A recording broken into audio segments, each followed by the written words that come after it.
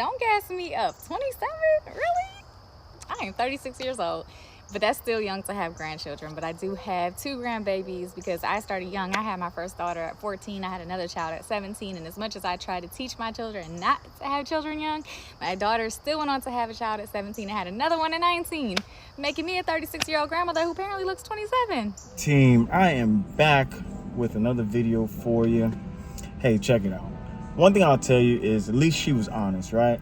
First thing she says is 36 is too young to have grandchildren, which I completely agree. You know, the problem we're having in today's society is young girls are growing up way too fast, you know, and that's why it's important to have a man in the house, man. You know, I can't fathom that there's a man in her life. You know, I have to assume, and you know, it is an assumption, so I could be wrong. I have to assume that there is no father figure in that household. And the reason I say that is because she's obviously trying to instill some values into her children, but it's difficult. It's difficult, and parenting is difficult. For those of you that have kids, you understand the grind. You understand that our kids are being conditioned to behave a certain way, especially with the advent of social media. You know, young girls are being incentivized to grow up a little bit faster than they normally would, say, 20, 30 years ago. You know, I remember growing up and seeing the start of this, where young girls would date older men, where young girls would behave in a manner that is not consistent with being a child. And obviously, she didn't learn anything, right? Obviously, the mom didn't learn anything. Being a single parent is almost not setting your child up for success.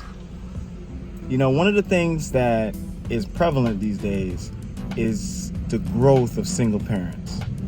It's almost being incentivized and pushed down our throats. You know, these ladies who think that they don't need no man and they can do shit on their own. You know, oftentimes this is the result.